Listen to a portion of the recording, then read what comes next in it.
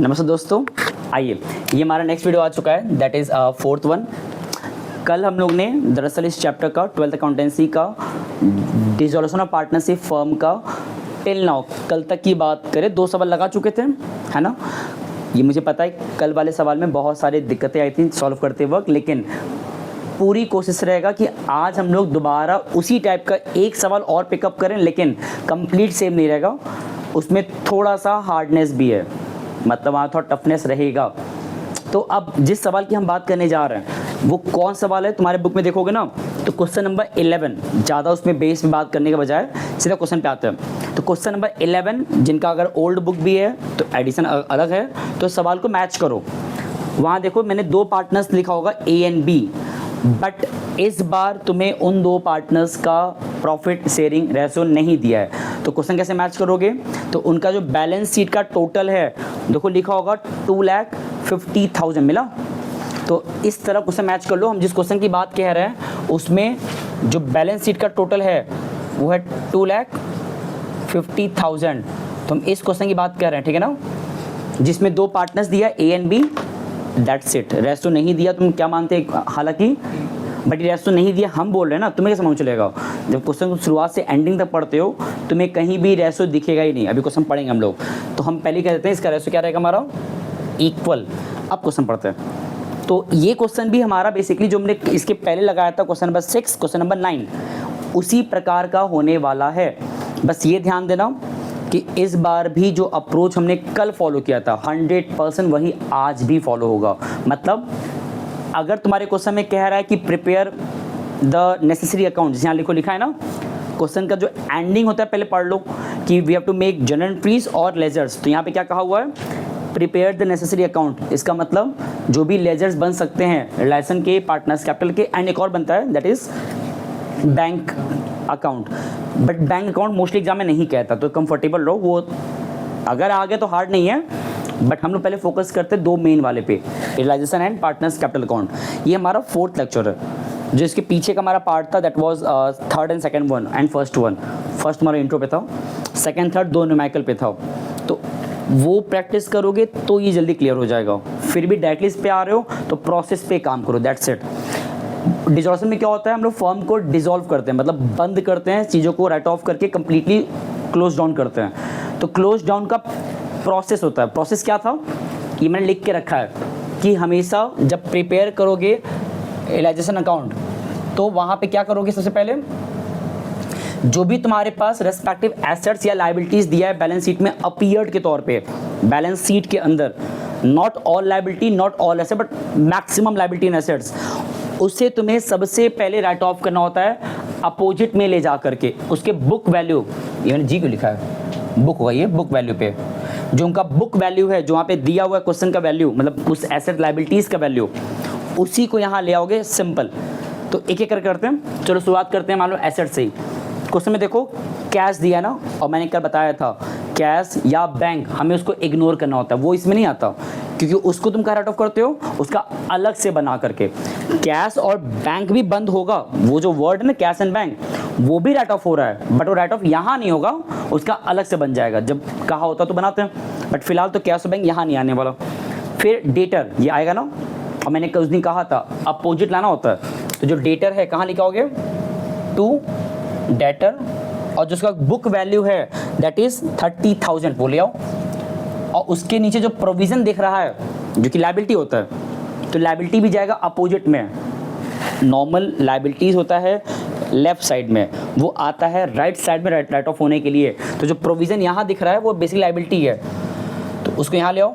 By provision for doubtful depth, कितना amount इसका दिया है, 2,000। तो ये तो सिंपल था। सिंपली मैंने क्या किया, अभी एक ही एसेट्स को राइट ऑफ किया है, इसी प्रकार करते जाओ लगातार। ये हार्ड ये आसान पार्ट है। नेक्स्ट इन्वेस्टमेंट है, स्टॉक है, ट्रक है एंड प्लांट मशीनरी है। 4 एसेट्स एक साथ दिया ना, तो ले आओ। नाम क्या क्या है, 2 इन्वेस्टमेंट, ये हम लोग कल भी किए थे। Then after stock, then after truck. अब ट्रक हमारा क्या है, एक तरह से फिजिकल व्हीकल है कोई, एंड प्लांट मशीनरी। जितने नाम थे सब ले आओ एक एक करके, और अमाउंट जो है उसको सिर्फ लिखो एज अ ग्रॉस फिगर के according as it is 10, 40, 75 and 80। ये पार्ट बहुत आसान होता है, इसमें बच्चे गलती नहीं करना चाहिए और जल्दी करना चाहिए। तो ये मैंने एसेट्स ला दिया, इसमें एक और दिया गुडविल। जिस तरह मैंने बैंक और कैश को इग्नोर किया बिकॉज वो भी यहाँ पे नहीं आता, उसका अलग से बनता है। ड्राइंग भी इसमें नहीं आता, पता है क्यों? क्योंकि ड्राइंग कोई पार्टनर किया, उसमें लिखा भी है ड्राइंग बाय बी, है ना। तो जब पार्टनर कुछ करेगा ड्राइंग एंड लोन जो भी, तो उसका उनके जगह पे जाएगा, that is partners capital account में। तो ड्राइंग वेस्ट नहीं है, वो इसमें आएगा। चाहो तो अभी लिख लो।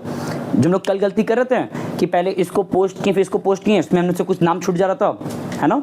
तो आज करेक्ट कर लेते हैं। कैश एंड बैंक बनाए नहीं रहे तो उसको एकदम छोड़ दो फिलहाल के लिए, अभी फिलहाल। बट सारे एसेट्स को पुट करने के बाद जो ड्राइंग वाला एक मात्र दे दिया एक्स्ट्रा, और ड्राइंग पार्टनर ने देखो लिखा एसेट्स में, है ना। तो इसको क्लोज करना है तो कहाँ जाएगा ये? अपोजिट। तो जो यहाँ दिया एसेट छोड़ो, सेगमेंट देखो राइट साइड लिखा है राइट साइड में, तो कहाँ जाएगा वो? तो पार्टनर्स कैपिटल इधर आएगा। कैसे लिखोगे पे? टू ड्राइंग, और किसका अमाउंट है? बी में, है ना। कितना अमाउंट है? 9400। देखो इतना सिंपल है, सिर्फ मैंने एसेट्स के सारे नाम को राइट ऑफ किया, बट अभी एक सेगमेंट हुआ है। अब क्या बचा? लाइबिलिटीज। तो वहां खोजो। सबसे पहले लिखा है मिसेस ए लोन। मैंने कल कहा था थर्ड पार्टी लोन या पार्टनर्स को छोड़ के बाकी जितने लोन हैं सब इसमें आता है, that was third party loan. तो मिसेस मतलब उसकी वाइफ का लोन है, और वाइफ मतलब कोई पार्टनर तो है नहीं ऑफिशियली वो। तो जो भी ये लोन हमारा दिया है उसकी वाइफ का, वो थर्ड पार्टी है, आउटसाइड लाइबिलिटी है, तो इसमें आएगा। और वही सेम लॉजिक अपोजिट। तो अगर ये दिया है लेफ्ट साइड तो इधर आएगा। ध्यान दो करते। तो बाई मिसेस ए लोन, ये ए का लोन नहीं उसके वाइफ का लोन है। एक और दिया मिसेस बी लोन, दोनों पार्टनर्स के वाइफ का लोन यहाँ पे दिया है 15 और 10। ये पार्ट में तुम लोगों का दिमाग बहुत खपना नहीं चाहिए, सिंपल चीज़ है, सिंपली उठाओ पुट करो। ये राइट ऑफ हो रहा है, तुम इस नाम को क्लोज कर रहे हो फिलहाल, पेमेंट नहीं हो गया है, बस नाम क्लोज हो रहा है फिलहाल। और क्या दिया इसमें? ट्रेड क्रेडिटर, जिसको तुम सिंपली क्रेडिटर भी कह सकते हो। तो यहाँ पे लिखो बाई ट्रेड क्रेडिटर, जो नाम है वही लिख दो। दैट वाज 30,000, ये भी क्लोज हो गया। बिल्स पेबल भी इधर आएगा बिकॉज सब हमारा लाइबिलिटीज बाहर का है। Bills payable that is also 10,000। एक और है आउटस्टैंडिंग एक्सपेंसेस, ये भी हमारा लाइबिलिटी बाहर का ही है। देखो नाम कुछ भी दे सकता है, तुम्हें रटना नहीं है, बस ये फोकस करो जो आउटसाइड लाइबिलिटीज है वो सब यहाँ पे आएंगे। तो अगर नाम यहाँ पे एक और दिया है तो लिखो यहाँ पे बाई आउटस्टैंडिंग एक्सपेंसेस अमाउंटिंग कितना? 5,000। तो मतलब हमने लाइबिलिटीज के सारे नाम पिकअप कर लिए ना, सिवाय एक नाम के, जो कौन सा है? कैपिटल। और कैपिटल इसमें नहीं आता, उसका भी यहाँ पे अलग से बनता है ना, पार्टनर्स का प्रॉपर कैपिटल अकाउंट। तो वो कैपिटल का जो अमाउंट है ए एंड बी का, वो यहाँ पे आता है बाई बैलेंस बी डी। कितना अमाउंट है? 1,80,000। देखो हमने इसी बहाने ये जो पहला स्टेप होता है पार्टनर्स कैपिटल का कि बैलेंस लाना, वो हो गया ना। और ऑफिशियली हमने बैलेंस शीट के एक एक टर्म को पिकअप किया। जो हमने छोड़ा भी है, कौन सा टर्म छोड़ा है? सिर्फ कैश एंड बैंक। अगर वो बनाया होता है ना कैश एंड बैंक का यहाँ पे कॉलम, तो वो भी यहाँ पोस्ट करते हैं। एसेट्स है तो टू बैलेंस शीट लिख के डबल कॉलम कैश बनाओ, double column cash book, cash and bank का अलग अलग कर लो, बट कोई इशू नहीं है। हमारा फोकस पहले इस पर होना चाहिए, सिर्फ इन दो सेगमेंट पे। तो तुम्हें इस तरह से बैलेंस शीट के सारे टर्म्स को पुट करना होना चाहिए, आना चाहिए अपोजिट डायरेक्शन में। ये पार्ट आसान था, आ लिया तुम्हें? यहाँ तक क्लियर नहीं था? यहाँ तक क्लियर था ना? अब जो इसके नीचे तुम कह रही थी भाई जो पॉइंट से बाहर दिया होता है, एडिशनल दो लिखा भी ना, सेकेंड इन्फॉर्मेशन कि जो बाहर दिया होता है हमको अब उसको डील करना है। अभी तुमने सिर्फ क्वेश्चन का एक पार्ट कवर किया है, 4 पार्ट है, तो उस सेकेंड वाले पार्ट में ज़्यादा इंपॉर्टेंट है। वहाँ पे सच में गलती होता है, क्योंकि उसमें जो लिखा होता है लाइनिंग्स, उसको पढ़ के समझना होता है कहना क्या चाहता है।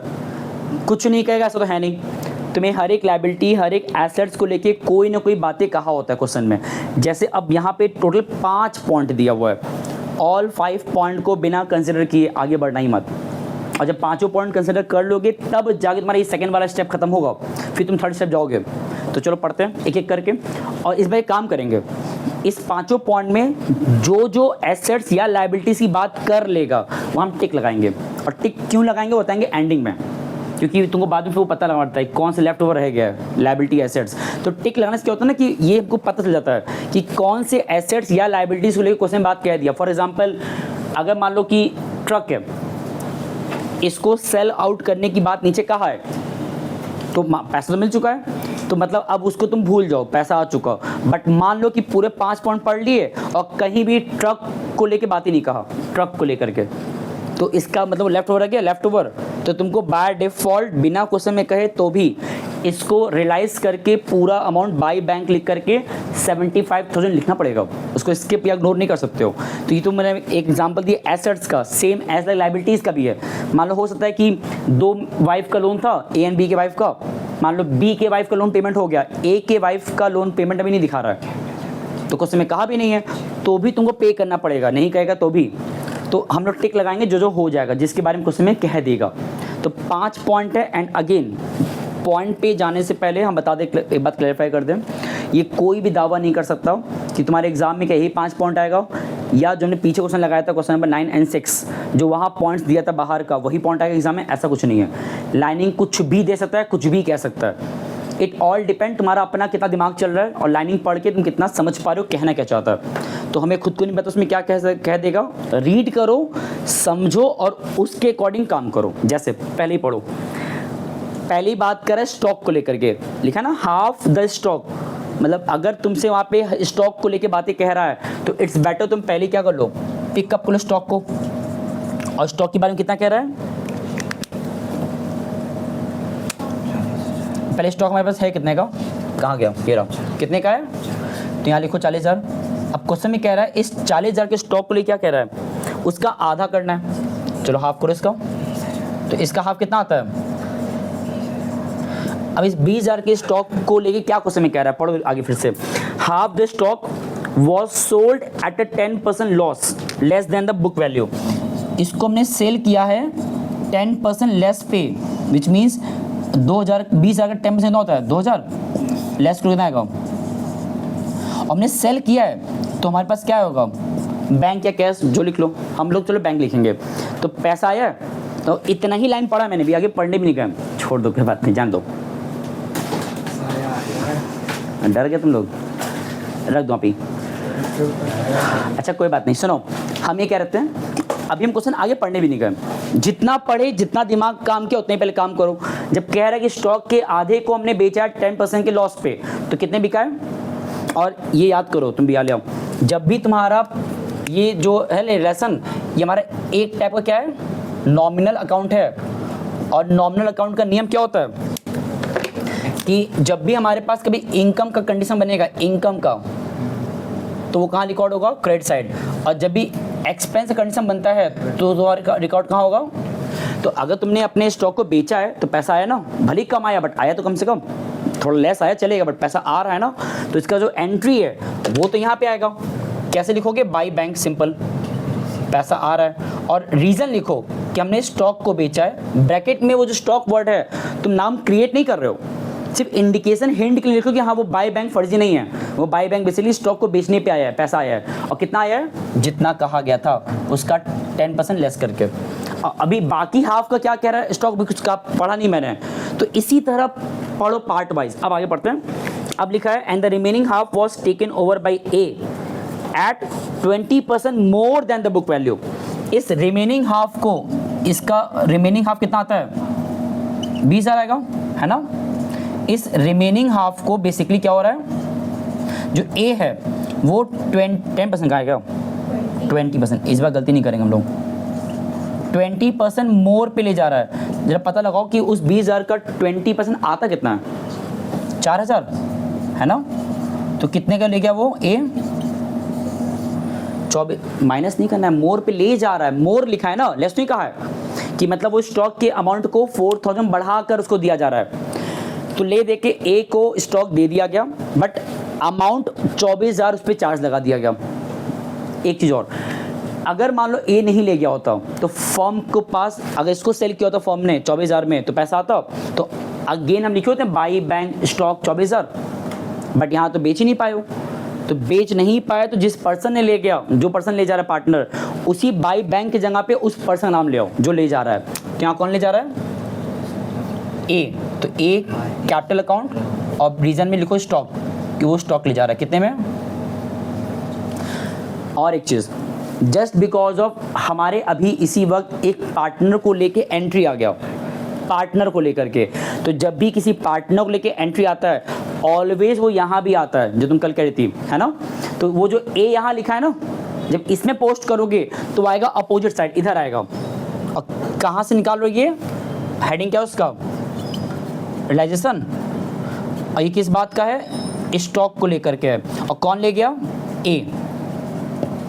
और जब ए ले गया तो कॉमन सेंस लगाओ, ए अपना पैसा कैसे कवर अप कर रहा है, ए के कैपिटल को डिक्रीज करा के, तुमने यहाँ लिखा रहा है। और तुमने पढ़ा भी है कि जब पार्टनर्स का कैपिटल डिक्रीज होता है तो रिकॉर्ड यहाँ होता है, और जब पार्टनर्स का कैपिटल इंक्रीज होता है तो रिकॉर्ड यहाँ होता है। तो बिकॉज ए ले गया तो ए पैसा फर्म ने अपना कैसे कवर अप किया, ए के कैपिटल डेबिट करके। और ऑब्वियस सी बात है, अगर उसी कैपिटल को फर्म, उसी स्टॉक को फर्म ने सेल किया होता तो लिखा था बाई बैंक, सिंपल जो ऊपर लिखे थे। बट ए ले गया तो बाई बैंक के जगह पे उसी बैंक को हटा करके ए लिख दो, बी ले जाता तो बी लिख देते, सिंपल। तो मतलब हमने पहला पॉइंट पूरा पढ़ा, समय लगा लेकिन हो गया। समझा रहे हैं तो लग गया 5 मिनट समझाने में सिर्फ इस एक पॉइंट को, लेकिन जब एग्जाम में करोगे ना, ये सब काम स्पीड में करना होता है, और स्पीड में हो जाता है अगर प्रैक्टिस है तो। हम लोग भी कल भी इसी से तरीके से क्वेश्चन लगा रहे थे, जहाँ पे एक ही पॉइंट इतना कॉम्प्लिकेट दे दिया था ना, बाकी सिंपल सिंपल दिया था। चलो नेक्स्ट पढ़ते हो, क्या लिखा है, during the course of dissolution a liability under action for damages was settled at 12,000 against 10,000 included in the creditor। हमारे पास ऊपर जो क्रेडिटर है कितने का है, खोजो, ये रहा, कितने का दिख रहा है। तो जो क्रेडिटर हमारा दिख रहा है 30,000 का, तो क्वेश्चन में कह रहा है उस 30,000 के क्रेडिटर में से 10,000 क्रेडिटर जो था उसको हमने सेटल्ड किया, पेमेंट किया 12,000 में। ये कह रहा है ना, पढ़ लो दोबारा। आउट ऑफ 30,000 क्रेडिटर 10,000 को पेमेंट दिया गया, बट नॉट 10,000 दिया गया, उनको दिया गया बढ़ा करके, कितना बढ़ा दिया गया 12,000। और जब पेमेंट करोगे तो खर्चा है, एक्सपेंस है, तो कहाँ लिखाएगा वो, डेबिट में। और जब भी पैसा आता है तो उधर बाई बैंक, जब पे होगा पैसा जाएगा तो इधर आएगा। और कैसे लिखोगे यहाँ पे, टू बैंक पेमेंट हो रहा है, और किस बात का हो रहा है, पेमेंट हुआ है क्रेडिटर को। कितना पेमेंट हुआ है, 12,000, यही ना कह रहा है। हाँ ये बात अलग है, अभी टोटल क्रेडिटर पे नहीं हुआ है, अभी आउट ऑफ 30,000 सिर्फ 10 का पेमेंट हुआ है। कहीं लिख दे रहे हम, कहाँ लिखे हम, देखो हमारे पास जो क्रेडिटर था वो एक्चुअली था 30,000 का, उस 30 में से हमने 10 का पेमेंट कर दिया उनको 12,000 दे करके, है ना। अभी बचा कितना हमारे पास, 20,000। इनका पेमेंट को लेकर अभी कुछ कहा नहीं है, तो तुम अज्यूम करके पेमेंट दिखा दो, अभी इतना जल्दीबाजी मत करो। जब तक 5 पॉइंट ना पढ़ लो ना, जो 5 पॉइंट क्वेश्चन में दिया बाहर, तब तक ये जो लेफ्ट वाला बात है उस पर अभी मत शिफ्ट होना। क्या पता कुछ बातें कहा हो उस 20,000 को लेकर अभी, तो वेट करते हैं। नेक्स्ट पढ़ो क्या लिखा है, ये पॉइंट प्ले क्लियर है कि हमने अपने क्रेडिटर के टोटल फिगर में से 10,000 वालों को पेमेंट किया, बट नॉट 10,000 पे किया, बढ़ा कर पे किया, कितना 12,000। तो मतलब तुम यहाँ पे घाटा सह रहे हो, मतलब लॉस हो रहा है, 2,000 एक्स्ट्रा पे कर रहे हो, ठीक है। बट डिसोल्यूशन टाइम पे ऐसा होता है, तुम कहीं कहीं पे ज़्यादा, यहाँ देखो ना, तुम ए से पैसा बढ़ा के मांग लिए, तुम यहाँ पे बढ़ा के पे कर दी थी, चलता है एडजस्टमेंट तौर पे at the time of dissolution. Next पढ़ो, तीसरा पॉइंट क्या लिखा है, एसेट्स रियलाइज्ड एज फॉलोस। ये तो सबसे सिंपल है, तुम्हें ढेर सारे एसेट्स का वो दे दिया, क्या रियलाइजेशन, बट हम लोग एक चीज़ भूल गए, बताओ क्या भूले। मैंने स्टार्टिंग में कहा था ना कि जो एसेट्स की बात कर देगा, जिस एसेट्स की बात कर देगा उसको टिक लगा देंगे। इस पूरे में स्टॉक की बात कर दिया ना, तो इसको टिक लगा दें कि इसका काम हो गया, क्योंकि हमने स्टॉक का पूरा हिसाब किताब कर दिया, खत्म स्टॉक। अब इसके बाद क्या रहा है, बहुत सारे एसेट्स को कलेक्टिव दे रहा है कि हमने बेचा है, और वही सेम लॉजिक जब बेचो तो सेल आउट करोगे तो हमारे पास क्या आएगा, मनी, तो बाई बैंक अकाउंट। अब देखो ये बैंक अकाउंट तो इंडिकेट कर रहा है पैसा आ रहा है, उसमें लिखा भी कि एसेट्स वाज रियलाइज्ड, तो पैसा तो आ रहा है। अब जितने रीजंस हैं पैसे आने के उनको लिखो ब्रैकेट में, सिर्फ अंडरस्टैंडिंग के लिए। पढ़ो क्या कह दिया है, पहला प्लांट एंड मशीनरी, दूसरा ट्रक, तीसरा एक गुडविल दे दिया नया, सब दिया तो लिखो, कोई दिक्कत नहीं है। Next bad debt amounting to 5,000, ये पता है क्या बोलना चाह रहा है? 5,000 का नुकसान हो गया। बैड डेट मतलब डेटर में से 5,000 लोगों ने पैसा देना मना कर दिया। 5,000 अमाउंट रुपीस तक का अमाउंट नहीं मिलने वाला। तो जितना डेटर था 30,000, उसमें से नुकसान हुआ 5,000 का बैड डेट का, तो 25 मिला होगा। तो मतलब यहाँ पे एक तरह से डेटर भी रियलाइज हो गया, क्योंकि अगर ये हिंट दे दिया कि मना किया है, नहीं मिल पाया 5,000 अमाउंट, तो ऑफिशियली हमको 25 मिला उसका मतलब इनडायरेक्टली। आगे देखो और क्या कह रहा है, half the investment was sold at a book value, मतलब यहाँ पे हमारा इन्वेस्टमेंट भी बिक रहा है, तो हमने एक तरह से सब बेचा है। अब इन सब को सेल करके कितना पैसा आया, लिखो एक एक करके। अब प्लांट मशीनरी कह रहा है 1 लाख, और truck 120, then after goodwill 25,000, debtor 5,000 less, तो कितना आएगा, 25,000 आएगा। और इन्वेस्टमेंट का ओनली हाफ को ही बेचे हो, तुम्हारा इन्वेस्टमेंट था कितने का, 10,000 का, उसका हाफ कितना होता है। ये सब जो होता है कैलकुलेशन दिखाना, कहीं दिखाना नहीं होता है, सिंपली इतना दिमाग से करो कि अगर हाफ बेचने की बात हुआ है फिलहाल, तो हाफ को पेमेंट दिखा लो। और ये जितना हमने सेल आउट किया, ये सब पैसा आया है, तुम बार बार लिखें by bank investment, by bank plant machinery, by bank truck, by bank goodwill, कोई मतलब नहीं है। तुम एक ही बार बाई बैंक लिखो, इन सब को जोड़ो और जो भी अमाउंट आएगा बाहर लिख दो। तो 1 लाख, 220, 270, 275। तो ये हमारा हो गया तीसरा पॉइंट कंप्लीट। और अभी तक कहीं भी और पार्टनर्स नाम आया यहाँ के अलावा नहीं ना, तो यहाँ भी और पोस्ट नहीं हो रहा अभी। तो बेचा गया है तो वहाँ मैंने लिखा, सबको बेचा गया लिख दिया। बट हाँ, अब इन सब में जरा बताओ कौन कौन सा एसेट्स का काम हो गया। डेटर वहाँ काम हो गया, हाँ ना, कंप्लीटली। भाई यहाँ तुम डेटा राइट ऑफ किए, पैसा मिल भी गया, तो डेटा से मतलब नहीं है हमारा, इनसे काम हो गया। नेक्स्ट क्या है, इन्वेस्टमेंट, अभी आधे ही बेचा गया ना, अभी हाफ बचा है ना, तो अभी टिक मत लगाओ, क्या पता आगे कहा हो, उसको लेकर भी रिमेनिंग हाफ क्या करना है। ट्रक पूरा बिक गया, टिक लगा दो। प्लांट मशीनरी भी पूरा बिक चुका है, टिक लगा लो। मतलब ले दे के जो भी एसेट्स की बात कह चुका है उसको टिक लगा लो। और देखो लायबिलिटीज़ की बात करें तो अभी हमारा एक भी लायबिलिटी को लेकर के ज़्यादा कुछ कहा नहीं क्वेश्चन में। एक को कहा था क्रेडिटर वाला कि हमने पेमेंट किया बट नॉट कंप्लीट, वो भी हमारा 20,000 बचा हुआ है ना, तो मतलब मेरा लायबिलिटी बचा हुआ है। तो लेफ्ट ओवर ध्यान देना, क्योंकि जब कुछ नहीं कहेगा तो उसका भी हमको हिसाब करना होता है, क्वेश्चन में नहीं कहेगा तो भी कैसे भी बताते हैं। तो हम लोग भी 4th पॉइंट पहुँचे, नहीं 3rd पॉइंट पहुँचे। 4th पॉइंट क्या लिखा है, ए प्रोमिसेस टू पे ऑफ मिसेस ए लोन। ए जो पार्टनर है ए, वो अपने ही वाइफ का लोन का पेमेंट करने को तैयार हो गया। अब ये बताओ, मान लो कि ए नहीं पे किया होता अपने वाइफ का लोन, तो ये जो मिसेस ए का लोन है ये फर्म ने लिया था ना, फर्म ने, तो इसको मिसेस ए को कौन पे करता ऑफिशियली, फर्म।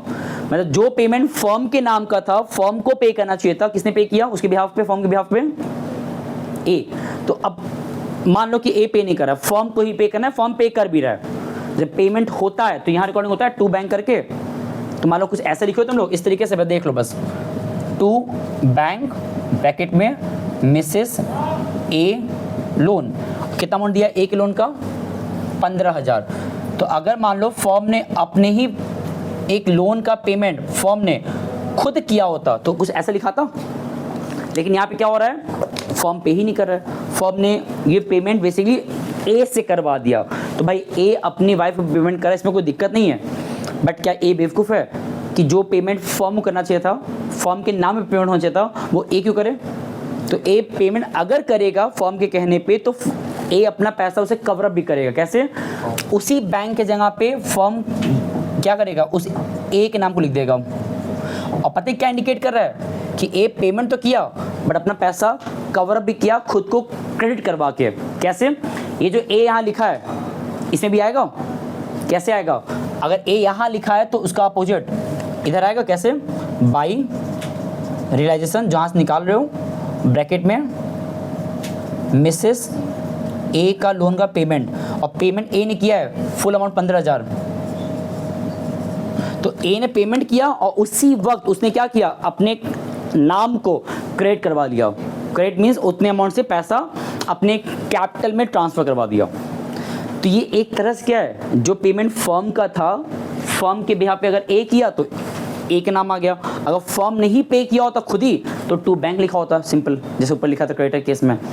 अच्छा एक बात और भी है, यहाँ पे ए ने प्रॉमिस किया ए का पेमेंट करने का, अपने वाइफ का पेमेंट करने का, वो तो हो गया। उसके बाद लिखा आगे and took away half the investment, जो रिमेनिंग हाफ हमारा इन्वेस्टमेंट था वो कौन ले जा रहा है, ए।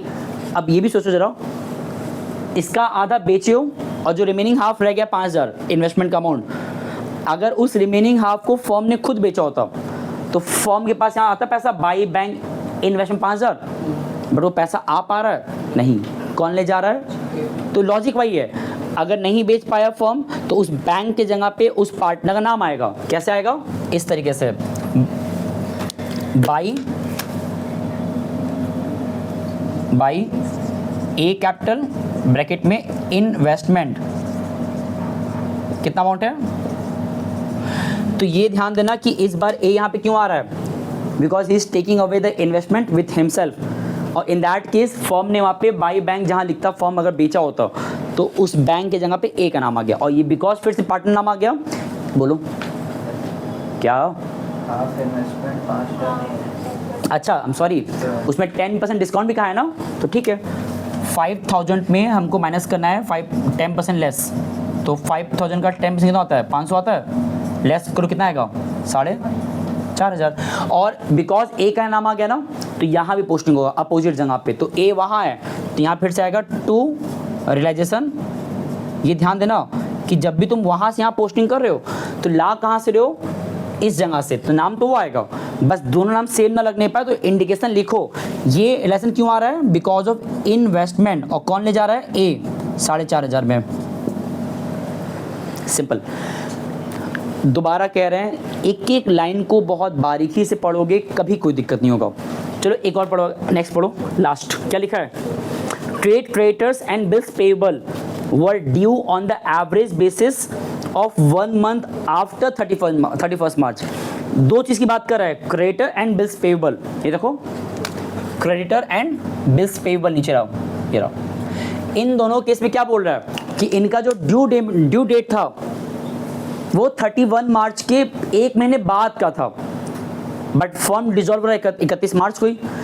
जब फर्म डिजॉल्व हो रहा है एक महीने एडवांस, मतलब कि क्रेडिटर्स बिल्स पेएबल का तुम पेमेंट करने वाले थे 31 या फिर 30 अप्रैल पेमेंट करने वाले थे 30 अप्रैल को, बट बिकॉज फर्म डिजॉल्व जल्दी कर रहा है और तुम एक महीने एडवांस में पे कर दे रहे हो, पहले पे कर दे रहे हो, तो इसका इम्पैक्ट क्या होता है, तुम उस बिल्स पेएबल के ऊपर 1 मंथ का क्या पाओगे, डिस्काउंट पेमेंट के टाइम पे। वहाँ कहा भी है कि you are receiving the 12% discount per annum लिखा है, बट हमने एक ही महीने पहले एडवांस पे किया है ना, कि जो बिल्स पेएबल का या जो क्रेडिटर पेमेंट 1 साल बाद का था, हम उसको एक महीने बाद का था, हम उसका पेमेंट कब कर रहे हैं, बिफोर 1 मंथ, तो वो जो 1 मंथ का बेनिफिट है मिलेगा पेमेंट टाइम पे, कुछ पैसा कम पे करना पड़ेगा।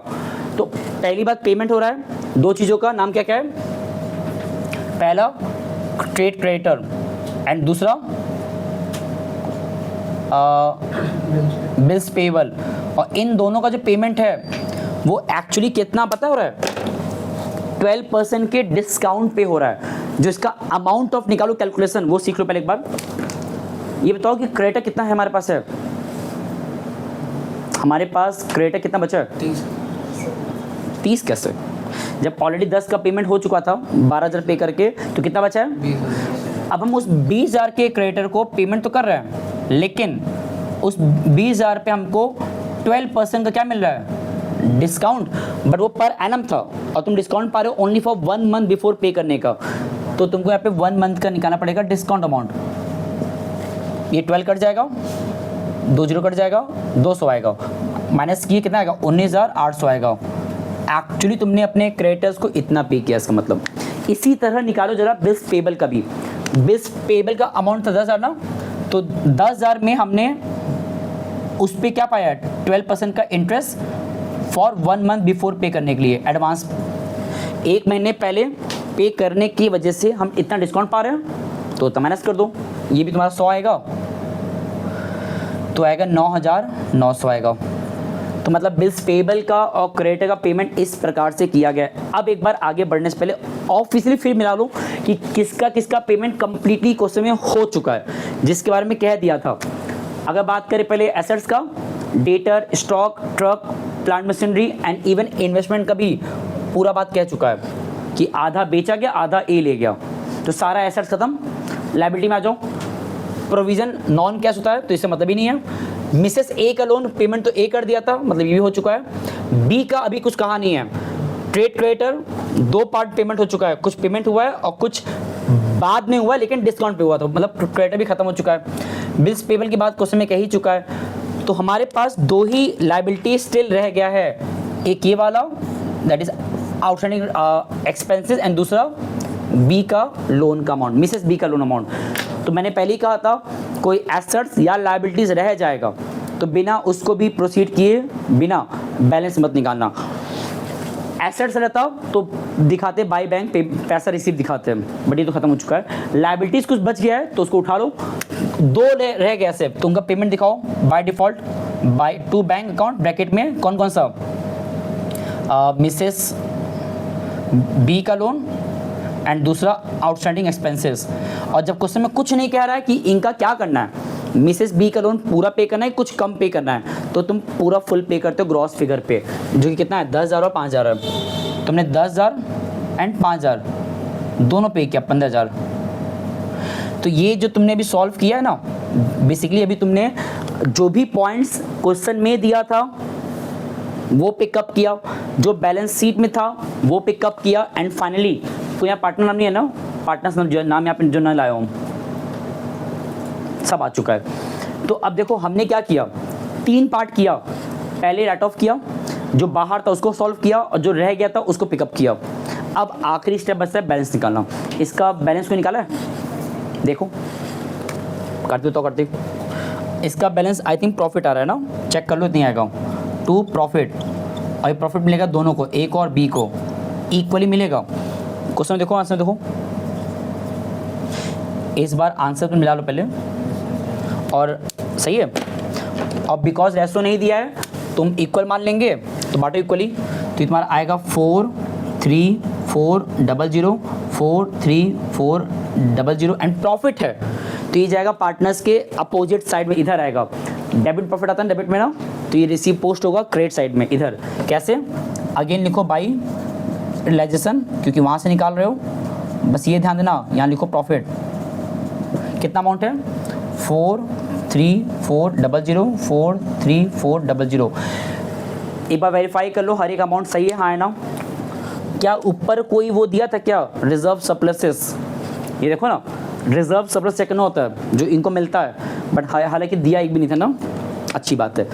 कोई टर्म छूट गया करते, तो इसका बैलेंस निकालो ए और बी का, और जब बैलेंस निकालोगे तो 100% बैलेंस इधर आता है। अब वो जो बैलेंस आता है तुम इस बार टू बैलेंस सी डी नहीं लिख सकते हो, फॉर्म डिसॉल्व हो रहा है तो टू बैंक या to cash, but it's better bank लिखो, तो यहाँ लिखो to bank account as a balancing figure. कितना मोटा आ रहा है, तो सॉल्व किया हम देख के कर रहे हैं, तुमने मिलाओ पहले 1 2 9 9 0 0 एंड वहाँ पे 1 1 4 0 0 0।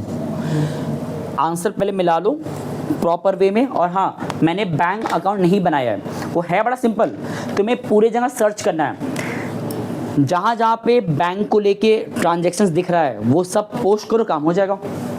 हालांकि डबल कॉलम कैसे बनेगा बट एग्जाम में कहता नहीं है, तो तुम्हें वहाँ पे फोकस करना है रिलायंसन पे एंड पार्टनर्स कैपिटल अकाउंट पे। एक बार वेरीफाई कर लो कि सॉल्व करते वक्त हमारा कोई टर्म छूटा ना हो, बाकी आई होप ये सही है, पहले एक बार देख लो अच्छे से। चलो ठीक है, देखो ये सवाल जो हम लोग लगाए ना, अभी तीसरा सवाल, इसके पीछे 2 लगवाए थे, आज एक और लगवा दिए।